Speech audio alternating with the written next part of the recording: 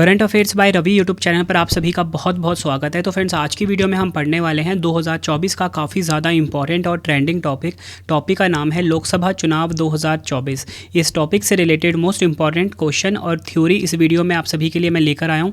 मैंने आपके लिए सभी क्वेश्चन सेलेक्टेड और इंपॉर्टेंट लिए हैं। अगर आप किसी भी एग्जाम की तैयारी कर रहे हो, ये वीडियो आपके लिए काफ़ी ज़्यादा यूज़फुल रहने वाला है। वीडियो को पूरी तरह से स्टार्ट करने से पहले मैं आपको थोड़ा सा आइडिया दे देता हूँ कि इस वीडियो में हम क्या क्या पढ़ने वाले हैं। सबसे पहले फ्रेंड्स, मैं आपको पूरा का पूरा कंप्लीट इन्फॉर्मेशन दूंगा लोकसभा चुनाव 2024 के बारे में थ्योरी में।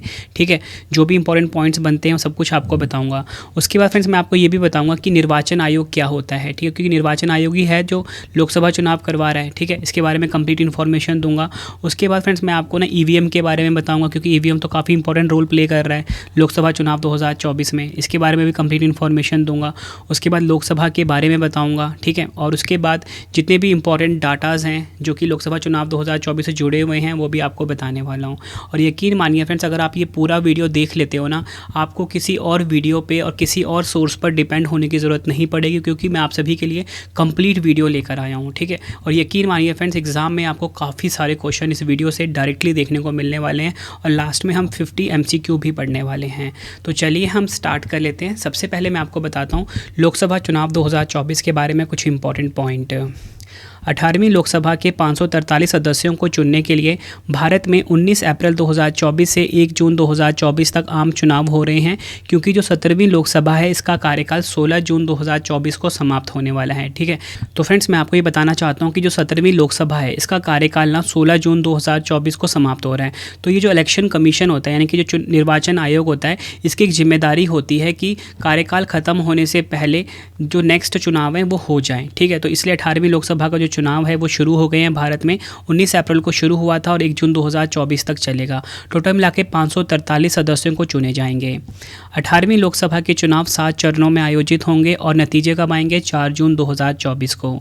यह दुनिया में अब तक का सबसे बड़ा चुनाव होगा, जो 2019 के भारतीय आम चुनाव को पीछे छोड़ देगा। देश के चुनावी इतिहास में यह दूसरा मौका है जब लोकसभा चुनाव इतनी लंबी अवधि तक चलने वाला है। 2024 का जो लोकसभा चुनाव है ये 44 दिन तक चलेगा। आई होप फ्रेंड्स, आपको जितने भी पॉइंट मैंने यहाँ पे बताए सभी आपको अच्छे से समझ में आ गए होंगे। फ्रेंड्स, यकीन मानिए इसमें जितने भी पॉइंट्स मैंने आपके लिए लिखे हैं ना, एग्ज़ाम के लिए काफ़ी इंपॉर्टेंट हैं। आगे अगर हम देखें लोकसभा चुनाव 2024 के बारे में, तो मैं आपको बताना चाहता हूं कि जैसे हमारे देश में लोकसभा चुनाव 2024 हो रहे हैं, तो इसी के साथ ना फिर 4 राज्यों में विधानसभा चुनाव भी होने हैं। ठीक है, तो 4 राज्य कौन कौन से हैं? सिक्किम है, अरुणाचल प्रदेश, आंध्र प्रदेश और ओडिशा। मतलब ये 4 राज्य हैं जहाँ पर विधानसभा चुनाव भी होने हैं। तो सिक्किम जो है फ्रेंड्स, यहाँ पे आप देखिए लोकेशन सिक्किम की, तो सिक्किम में ना 32 सीटों के लिए हो रहे हैं विधानसभा चुनाव। उसी के साथ अगर हम बात करें अरुणाचल प्रदेश की, तो लोकेशन आप ये देखिए अरुणाचल प्रदेश की। ठीक है, तो अरुणाचल प्रदेश में 60 सीटों के लिए विधानसभा चुनाव हो रहे हैं।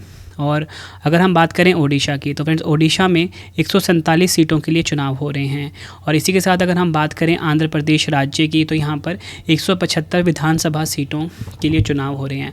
तो आपसे एग्ज़ाम में पूछा जा सकता है कि बताओ ये जो लोकसभा चुनाव 2024 हुए हैं इसके साथ भारत के कितने राज्यों में विधानसभा चुनाव भी हुए हैं? तो आपका आंसर होगा 4। ठीक है, चारों राज्यों के नाम मैंने आपको बता दिया है, Sikkim, Arunachal Pradesh, Andhra Pradesh, Odisha. I hope friends आपको ये चीज़ समझ में आ गई होगी।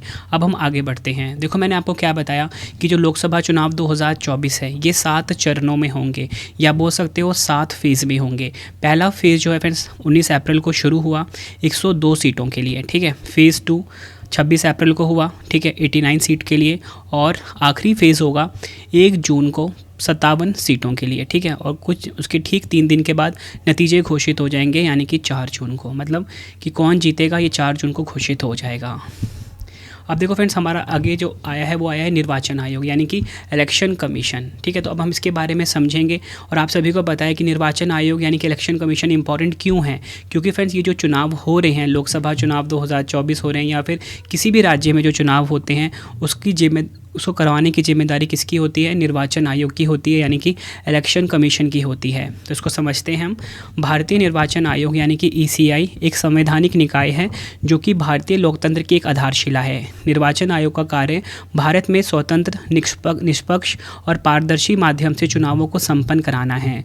भारतीय संविधान का अनुच्छेद 324 भारतीय निर्वाचन आयोग के गठन के बारे में निम्नलिखित प्रावधान करता है। पहला है, इसमें मुख्य निर्वाचन आयुक्त और राष्ट्रपति द्वारा समय समय पर तय की गई संख्या में अन्य चुनाव आयुक्त शामिल होंगे। तो फ्रेंड्स ये देखो, इसमें आप ध्यान से समझना है कि देखो जो मुख्य निर्वाचन आयुक्त होते हैं ना, वो तो एक ही होते हैं, लेकिन आपको पता है प्रेजेंट में 2 चुनाव आयुक्त हैं जिनकी हाल ही में अभी नियुक्ति भी हुई है। तो ये जो 2 है ना, ये फिक्स नहीं है, 2 बढ़ भी सकते हैं, ठीक है, 3 भी हो सकते हैं, या 2 भी रह सकते हैं, या एक कम, उससे कम भी हो सकते हैं। बस ये राष्ट्रपति डिसाइड करता है कि कितनी संख्या होगी, ठीक है। आई होप कोई चीज़ समझ आ गई होगी। और उसके बाद अनुच्छेद 324 भारतीय निर्वाचन आयोग के गठन के बारे में बताता है। तो इसमें एक प्रावधान और भी है, मुख्य निर्वाचन आयुक्त और अन्य निर्वाचन आयुक्त की जो नियुक्ति है ये राष्ट्रपति द्वारा की जाएगी। आई होप ये दोनों पॉइंट आपको अच्छे से समझ में आ गया कि जो मुख्य निर्वाचन आयुक्त है और अन्य निर्वाचन आयुक्त जो हैं इनकी नियुक्ति राष्ट्रपति करते हैं। आगे अगर हम समझें, निर्वाचन आयोग अधिनियम 1991 के अनुसार मुख्य निर्वाचन आयुक्त और अन्य निर्वाचन आयुक्त 6 वर्ष की अवधि के लिए या 65 वर्ष की आयु प्राप्त करने तक जो भी पहले हो पद पर बने रहते हैं। निर्वाचन आयोग अधिनियम 1991 के अनुसार मुख्य निर्वाचन आयुक्त और निर्वाचन आयुक्त राष्ट्रपति को पत्र लिखकर किसी भी समय अपने पद से इस्तीफा दे सकते हैं। इसी के साथ आगे बताऊँ तो मुख्य चुनाव आयुक्त को उच्चतम न्यायालय के न्यायाधीश के समान ही और उन्हीं के आधारों पर हटाया जा सकता है। देखो फ्रेंड्स, मैंने आपको यहाँ पे ये समझाया। सबसे पहले तो मैंने आपको ये बता दिया कि नियुक्ति कौन करते हैं। एग्ज़ाम में आपसे पूछा जाएगा तो आप बोलोगे राष्ट्रपति नियुक्ति करते हैं। किनकी? मुख्य निर्वाचन आयुक्त की और अन्य निर्वाचन आयुक्त की। उसके बाद मैंने बताया इनका कार्यकाल कितना होता है, 6 वर्ष की अवधि के लिए इनका कार्यकाल होता है, या 65 वर्ष की आयु तक जो भी पहले हो जाए ये इनका कार्यकाल होता है। उसके बाद मैंने आपको क्या बताया कि अपना त्यागपत्र किनको देते हैं? राष्ट्रपति को पत्र लिखकर अपना त्यागपत्र देते हैं। मैंने आपको ये भी बताया साथ में कि जो मुख्य चुनाव आयुक्त होते हैं उनको उच्चतम न्यायालय के न्यायाधीश के समान ही और उन्हीं के आधारों पर हटाया जा सकता है। आगे अगर हम देखें निर्वाचन आयोग के बारे में, निर्वाचन आयोग अधिनियम 1991 के अनुसार मुख्य निर्वाचन आयुक्त यानी कि CEC और 2 निर्वाचन आयुक्त को समान वेतन, भत्ते और अन्य शर्तें मिलती हैं जो उच्चतम न्यायालय के न्यायाधीश के समान होती है। आई होप ये भी चीज़ आपको समझ आ गई। और सबसे ज़्यादा इंपॉर्टेंट एग्जाम में डायरेक्टली क्वेश्चन बनता है, भारत के पहले मुख्य चुनाव आयुक्त कौन थे? तो सुकुमार सेन भारत के पहले मुख्य चुनाव आयुक्त थे। और वर्तमान में भारतीय निर्वाचन आयोग में 1 मुख्य निर्वाचन आयुक्त होते हैं और 2 निर्वाचन आयुक्त हैं। तो देखो फ्रेंड्स, यहाँ पर ध्यान से समझना है कि देखो राजीव कुमार जी जो हैं ये भारत के मुख्य चुनाव आयुक्त हैं। ये इनकी आप फ़ोटो देख रहे हो। और अब कुछ ही दिन पहले 2 चुनाव आयुक्त की नियुक्तियां हुई हैं। एक है ज्ञानेश कुमार, ठीक है, ये ज्ञानेश कुमार है, और यहाँ पे है सुखबीर संधू, ठीक है। तो ज्ञानेश कुमार और सुखबीर संधू जो हैं ये चुनाव आयुक्त हैं प्रेजेंट में। ये चीज़ आपको ध्यान रखनी है फ्रेंड्स। यहाँ पे ना देखो, मैं जितने भी इंपॉर्टेंट पॉइंट्स आपको बता रहा हूँ ना, देखो अगर मैं डबल नहीं पढ़ाऊँगा कि जो चीज़ मैं यहाँ पे पढ़ा रहा हूँ उसको बाद में मैं आपको MCQ में बना दूँ तो वीडियो लंबी हो जाएगी। बस आपको ये ध्यान रखना है कि यहाँ पर मैंने जो पॉइंट्स आपके लिए लिखे हैं ना, इसमें से डायरेक्टली क्वेश्चन बनते हैं एग्जाम में, और पीछे एग्जाम में पूछे भी गए हैं। एग्जाम में पूछा जाता है कि बताओ भारत के पहले मुख्य चुनाव आयुक्त कौन थे? तो आप बोलोगे सुकुमार सेन थे।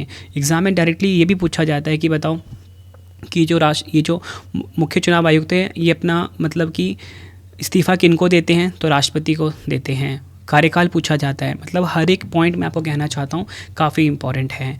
अब हम बात कर लेते हैं इलेक्ट्रॉनिक वोटिंग मशीन की, यानी कि EVM।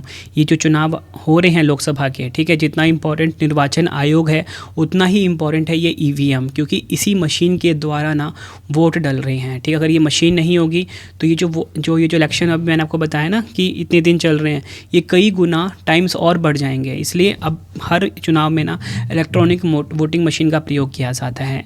तो अगर हम बात करें EVM के बारे में, इलेक्ट्रॉनिक वोटिंग मशीन यानी कि EVM के बारे में कहा जाता है कि यह न केवल चुनाव प्रक्रिया को आसान बनाती है बल्कि उसे विश्वसनीय भी बनाती है। देखो फ्रेंड्स, पहले आप क्या होता था कि कहीं पे भी चुनाव हो रहा है, जब EVM मशीन नहीं होते थे तो आप देखते थे ना कि मतलब फालतू के मतलब एक्स्ट्रा वोट लोग डाल देते थे, ठीक है, मतलब एक्स्ट्रा स्टैंप लगा दिए और लोगों ने वोट डाल के इस पार्टी को जिता दिया। या फिर लोग क्या करते थे कि मतलब पूरे का पूरा उसी को लूट लेते थे, मतलब जो चुनाव पड़े हैं, ठीक है, बाद में उसको मतलब मैनिपुलेट कर देते थे, ठीक है। मतलब फ्रेंड जो एक पर्सन है वो सिर्फ एक ही बार वोट डाल सकता है, और हम कह सकते हैं कि जो ईवीएम है ये काफ़ी विश्वसनीय है।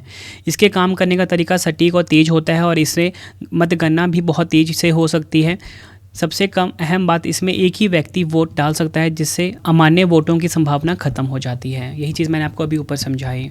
आगे अगर हम बात करें ईवीएम के बारे में, ईवीएम का प्रयोग सबसे पहले मई 1982 में केरल राज्य में किया गया था। ये आपको ध्यान रखना, एग्जाम में पूछा जाता है। इलेक्ट्रॉनिक वोटिंग मशीन यानी कि ईवीएम का निर्माण भारत इलेक्ट्रॉनिक्स लिमिटेड यानी कि BEL बेंगलुरु और electronics corporation of India limited Hyderabad द्वारा संयुक्त रूप से किया जाता है। मतलब आपको पता लग गया कि ये जो इलेक्ट्रॉनिक वोटिंग मशीन है इनका निर्माण कौन करता है, मतलब ये मेड इन इंडिया है, मतलब भारत में ही इनका निर्माण होता है। अब हम बात कर लेते हैं लोकसभा के बारे में, ठीक है, क्योंकि चुनाव तो लोकसभा चुनाव ही हो रहे हैं, तो आपको पता होना चाहिए ना कि लोकसभा क्या है। तो भारत का संसद का जो निचला सदन होता है उसे हम लोकसभा कहते हैं। लोकसभा का कार्यकाल 5 वर्षों का होता है। और आपको बताना चाहता हूँ अध्यक्ष कौन है प्रेजेंट में लोकसभा के, ओम बिरला, 19 जून 2019 से, ये आपको ध्यान रखना है। उपाध्यक्ष 25 मई 2019 से रिक्त स्थान पे, मतलब कोई भी उपाध्यक्ष नहीं है लोकसभा में। सदन के नेता हैं प्रधानमंत्री नरेंद्र मोदी जी, भारतीय जनता पार्टी से हैं। 26 मई 2014 से ये सदन के नेता हैं। और विपक्ष के नेता 26 मई 2014 से कोई भी नहीं है। टोटल मिला के सीटें कितनी हैं, 543, ये आपको ध्यान रखना है। तो लोकसभा चुनाव 2024 जो है मैंने आपको ऊपर ही बताया कि 543 सीटों पे हो रहा है, ठीक है। मैंने आपके सामने यही चीज़ यहाँ पे लिखी है, 543 सीटों पे हो रहा है। तो आपको बताना चाहता हूँ फ्रेंड्स, 543 लोकसभा सीटों के लिए 7 चरणों में मतदान हो रहे हैं, जिसमें कि आपको ये पता होना चाहिए कि 543 में मतलब जनरल कैटेगरी के लिए कितना है, ठीक है, उसके बाद शेड्यूल कास्ट के लिए कितना है, शेड्यूल ट्राइब के लिए कितना है, तो आपको पता होना चाहिए। तो जनरल के लिए 412 है, SC के लिए 84 सीटें हैं, और ST के लिए कितनी है, 47। इसको भी आप नोट डाउन कर लीजिए। आगे अगर हम समझें, देखो मैंने आपको क्या बताया कि जो लोकसभा चुनाव 2024 भारत में हो रहा है ये दुनिया का सबसे बड़ा चुनाव है, ठीक है। और इसका अगर हम देखें मैग्नीट्यूड, तो आपको इसी से पता लग जाएगा कि 97 करोड़ लोग वोट डालेंगे, मतलब 97 करोड़ रजिस्टर्ड वोटर हैं, ठीक है। उसके बाद आपको बताना चाहता हूँ कितने पोलिंग स्टेशन बनाए गए हैं, लगभग 10.5 लाख पोलिंग स्टेशन बनाए गए हैं इन चुनाव को संपन्न कराने में। और इसी के साथ फ्रेंड्स आपको बताना चाहता हूँ कि इस चुनाव को कराने में जो सिक्योरिटी स्टाफ है, यानी कि जो पुलिस बल हो गए या फिर जो चुनाव की जो मतलब पर्सन है जो चुनाव करवाते हैं, लगभग इसमें 1.5 करोड़ लोग शामिल, मतलब 1.5 करोड़ लोग शामिल हुए हैं इस चुनाव को संपन्न कराने में। और अगर हम बात करें कितनी ईवीएम मशीन्स का प्रयोग किया जाएगा, लगभग 55 लाख ईवीएम मशीन का प्रयोग किया जाएगा। कितनी गाड़ियों का इस्तेमाल किया जाएगा, मतलब ये जो वोटिंग मशीन है इनको अपने डेस्टिनेशन तक ले जाने में लगभग 4 लाख, ये भी आपको ध्यान रखना है। और अगर हम बात करें फ्रेंड्स ये जो मतलब ये जो लोकसभा चुनाव हो रहे हैं, और इसी के साथ अगर मैं आपको बताऊं कि जो निर्वाचन आयोग है इसने अब तक 17 जनरल इलेक्शंस करवाई हैं, ठीक है, 400 से ज़्यादा स्टेट के इलेक्शंस करवाए हैं, 16 प्रेसिडेंशियल इलेक्शन करवाए हैं, 16 ही वाइस प्रेसिडेंशियल इलेक्शन भी करवाए हैं, ठीक है, ये आपको ध्यान रखना है। आगे अगर हम समझें तो मैं आपको बताना चाहता हूँ फ्रेंड्स ये जो लोकसभा चुनाव 2024 हो रहे हैं इसमें कितने पुरुष शामिल हो रहे हैं, लगभग 49.7 करोड़, ठीक है। और कितनी महिलाएं शामिल होंगी, 47.1 करोड़। और इसी के साथ मैं आपको बताना चाहता हूं कि पहली बार जो वोटर हैं जो कि लोकसभा चुनाव 2024 में शामिल हो रहे हैं तो वो हैं 1.8 करोड़, ठीक है। तो ये जो फर्स्ट टाइम वोटर है इनकी जो एज है 18 से 19 साल के बीच है। उसके बाद मैं आपको बताऊं कि 88.4 लाख जो होंगे वो PWD हैं, यानी कि जो मतलब कि फिज़िकली हैंडीकैप्ड हैं। उसी के साथ आपको बताना चाहता हूँ 19.1 लाख जो हैं सर्विस इलेक्टर इसमें शामिल हो रहे हैं, मतलब जो कर्मचारी हैं। इसी के साथ आपको बताना चाहता हूँ कि 2.18 लाख लोग ऐसे हैं जो कि जिनकी उम्र 100 साल है या 100 साल से ऊपर है। उसी के साथ मैं आपको बताना चाहता हूँ कि 19.74 करोड़ ऐसे लोग हैं जो कि यंग वोटर हैं, जो कि जिनकी उम्र है 20 से 29 साल के बीच। और इसी के साथ लगभग 48,000 ट्रांसजेंडर इसमें शामिल हो रहे हैं, और 82 लाख लोग ऐसे वोटर हैं जिनकी उम्र 85 साल से ज़्यादा है। तो आप ये देख सकते हो कितना बड़ा चुनाव हो रहा है हमारे देश में 2024 में, जिसमें कि शामिल कितने हो रहे हैं, लगभग 96.8 करोड़ लोग। ये आपको ध्यान रखना है। अब मैं आपको बता देता हूँ कि लोकसभा चुनाव 2024 जो हो रहा है इसकी टैगलाइन भी है। एग्ज़ाम में डायरेक्टली आपसे पूछा जाएगा फ्रेंड्स कि बताओ लोकसभा चुनाव 2024 का टैगलाइन क्या है, यानी कि आदर्श वाक्य क्या है। 4 दिए होंगे आपको ऑप्शन में, तो आपको सही मार्क करना है चुनाव का पर्व, देश का गर्व। ठीक है, ये आपको ध्यान रखना है। चुनाव का पर्व, देश का गर्व जो है ये लोकसभा चुनाव 2024 का टैगलाइन है। इसको आप डबल स्टार मार्क कर लीजिए, कॉपी में नोट डाउन कर लीजिए। आगे अगर हम देखें लोकसभा चुनाव 2024 के बारे में, तो इसमें ना फ्रेंड देखो, जो मुख्य चुनाव आयुक्त हैं यानी कि इलेक्शन कमीशन है, इन्होंने कुछ ऐप मतलब कि लोगों के लिए बनाए हैं। ठीक है, जिसमें कि सबसे पहले है VHA ऐप। ठीक है, अगर हम VHA ऐप की बात करें तो इसमें क्या होता है, जो भी मतदाता है ना अपनी सूची में अपना नाम जांच सकते हैं। ठीक है, नाम अपना देख सकते हैं। ठीक है, उसके बाद है C vigil app. C vigil app काफ़ी इंपॉर्टेंट ऐप है। इसमें क्या होगा फ्रेंड्स कि ना अगर कोई भी कहीं पे भी कोई वायलेशन हो रही है, ठीक है, मतलब कहीं पे कोई हिंसा हो रही है, तो उसकी जानकारी आप यहाँ पे दर्ज करवा सकते हो सी विजिल ऐप में। उसके बाद अगर हम बात करें KYC ऐप की, ठीक है, तो इसमें क्या होता है कि इस ऐप के ज़रिए ना मतलब कोई भी जो मतलब प्रत्याशी है जो कि चुनाव लड़ रहा है, उसका कोई क्रिमिनल रिकॉर्ड तो नहीं है या कुछ भी मतलब उसके बारे में इंफॉर्मेशन लेनी है, ठीक है, तो वो हम यहाँ पे देख सकते हैं। आई होप फ्रेंड्स आपको ये चीज़ें समझ आ रही होंगी। आगे अगर फ्रेंड्स मैं आपको समझाऊँ लोकसभा चुनाव 2024 के बारे में, तो मैं आपको बताना चाहता हूँ कि जो निर्वाचन आयोग है उसने 4 चैलेंजेस बताए हैं लोकसभा चुनाव 2024 से जुड़े हुए, तो उसको उन्होंने नाम दिया है 4M। ठीक है, ये 4M में जो पहला M है इसका मतलब होता है मसल, दूसरा है मनी, तीसरा है मिस इन्फॉर्मेशन, चौथा क्या है MCC वायलेशन। मतलब इसमें ये बताया गया है कि जो चैलेंजेस हैं, मसल्स मतलब कि ताकत की दम पर लोकसभा चुनाव में कुछ मतलब दिक्कत आ सकती है, कोई मतलब पैसे के दम पर यानी कि मनी के दम पर लोकसभा चुनाव में कुछ प्रॉब्लम क्रिएट कर सकते हैं, मतलब कि जो एक्चुअल रिजल्ट है उसमें हेरफेर कर सकते हैं पैसे के दम पर।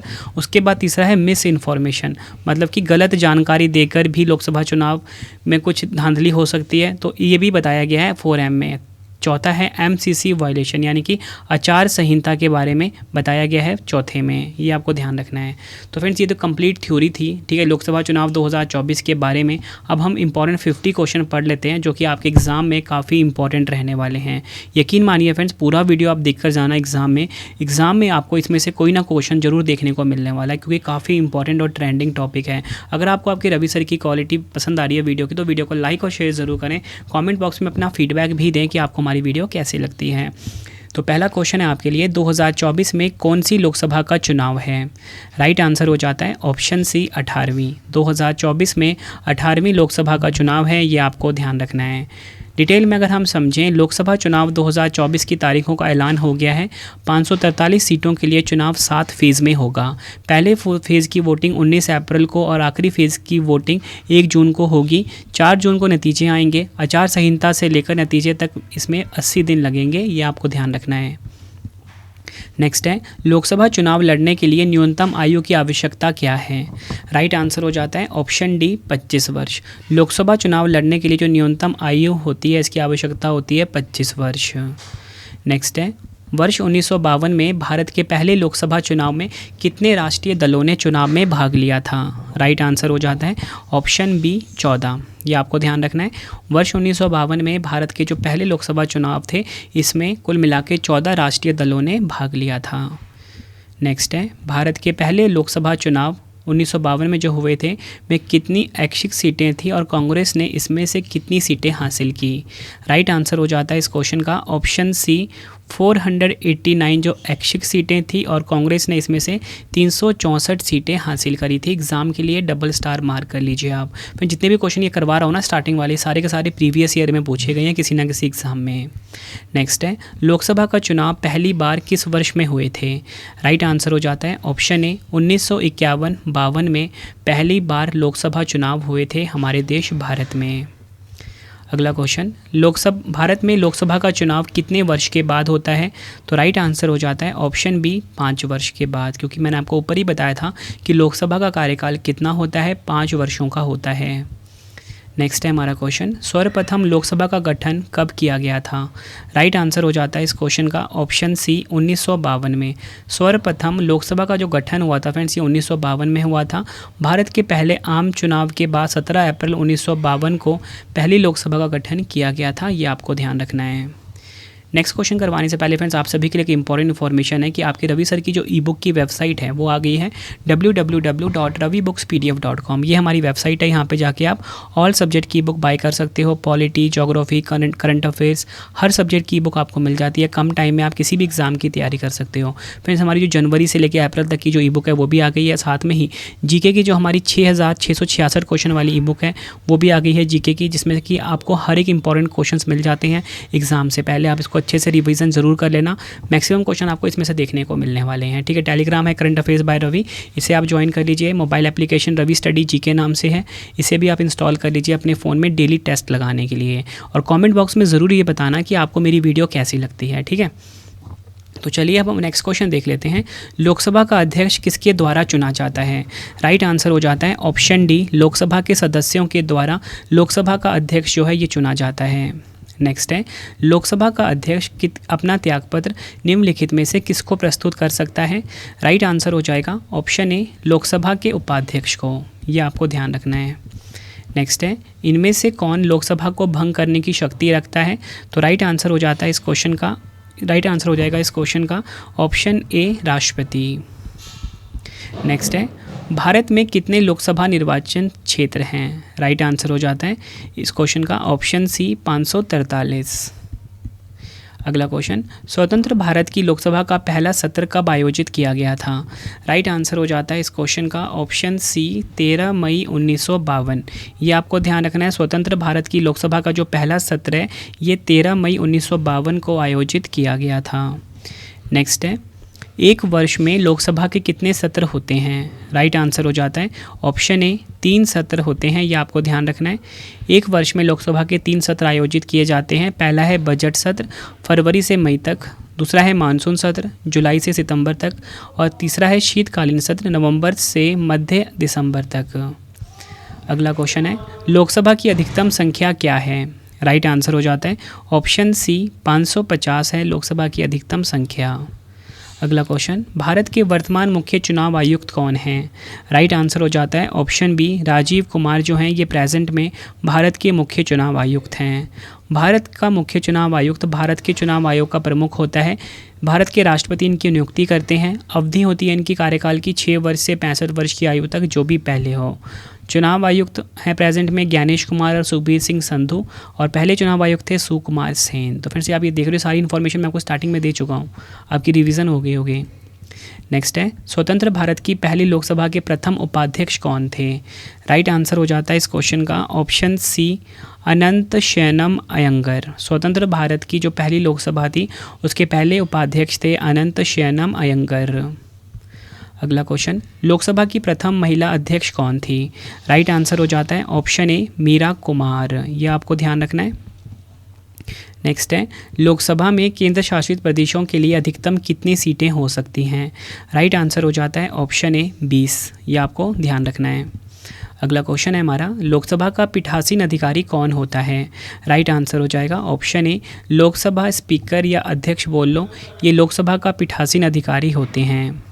अगला क्वेश्चन, जब अध्यक्ष और उपाध्यक्ष दोनों का पद रिक्त हो तो लोकसभा की अध्यक्षता कौन करेगा? राइट आंसर हो जाएगा ऑप्शन बी, राष्ट्रपति द्वारा मनोनीत लोकसभा सदस्य जो हैं ये जब अध्यक्ष और उपाध्यक्ष दोनों का पद रिक्त हो तो ये लोकसभा की अध्यक्षता करते हैं। अगला क्वेश्चन, भारतीय संसद का कौन सा सदन जनता द्वारा प्रत्यक्ष रूप से निर्वाचित सदन है? आंसर हो जाएगा ऑप्शन ए, लोकसभा। ये आपको ध्यान रखना है। अगला क्वेश्चन है, संसद के दोनों सदनों की संयुक्त बैठक की अध्यक्षता कौन करता है? आंसर हो जाएगा ऑप्शन बी, लोकसभा अध्यक्ष जो हैं ये संसद के दोनों सदनों की संयुक्त बैठक की अध्यक्षता करते हैं। नेक्स्ट है, सामान्यतः लोकसभा की प्रत्येक बैठक का पहला घंटा जिसमें सवाल पूछे जाते हैं और उनका उत्तर दिया जाता है क्या कहलाता है?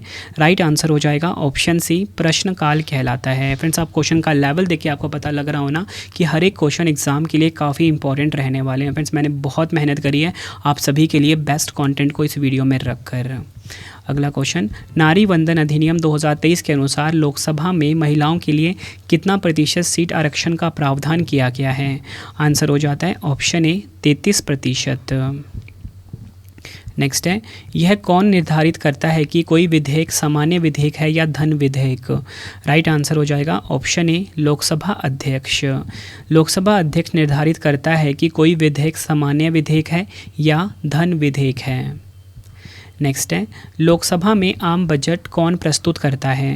राइट आंसर हो जाएगा ऑप्शन ए वित्त मंत्री जो हैं ये लोकसभा में आम बजट को पेश करते हैं। अगला क्वेश्चन, केंद्र सरकार के खिलाफ अविश्वास प्रस्ताव किसमें पास किया जा सकता है? राइट आंसर हो जाएगा ऑप्शन ए लोकसभा में।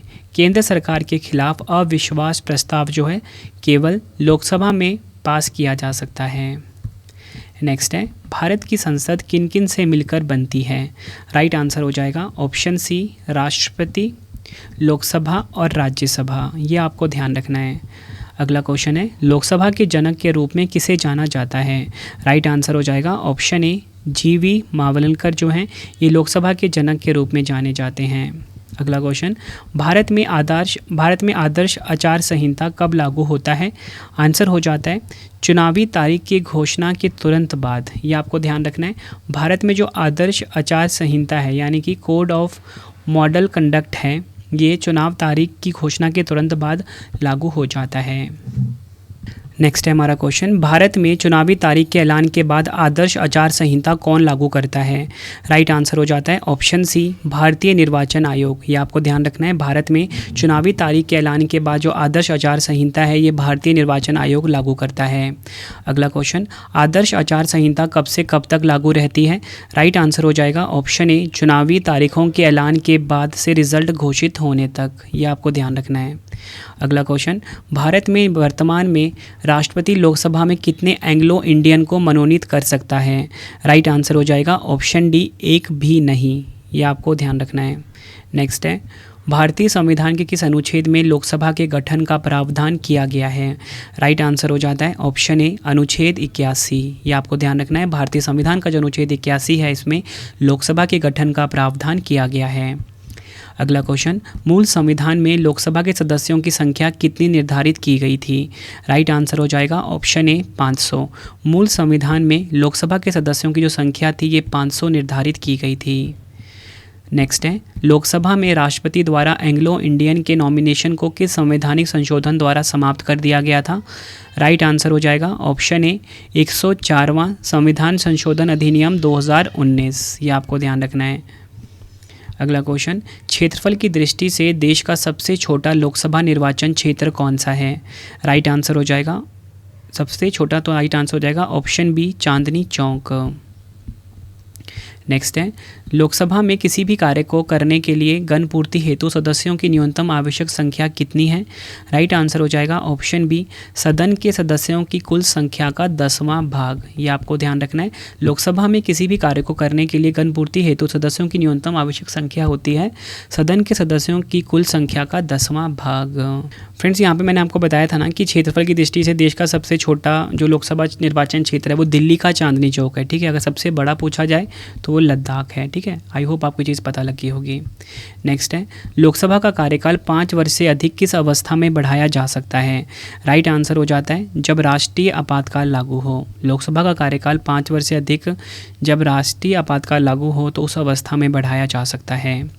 नेक्स्ट है, लोकसभा के किसी सदस्य की सदस्यता कितने दिनों तक लगातार अनुपस्थित होने पर समाप्त हो जाती है? राइट आंसर हो जाता है ऑप्शन ए 60 दिन। ये आपको ध्यान रखना है।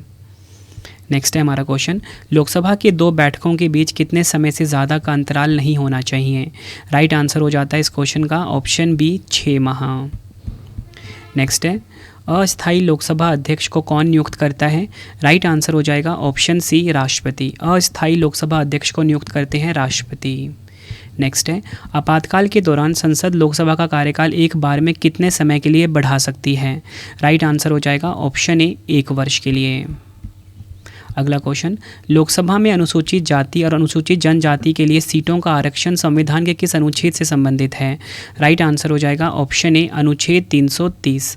आपको बताना चाहता हूँ लोकसभा में अनुसूचित जाति और अनुसूचित जनजाति के लिए सीटों का आरक्षण संविधान के अनुच्छेद 330 से संबंधित है। अगला क्वेश्चन, भारत के किस राज्य में लोकसभा सीटों की संख्या सर्वाधिक है?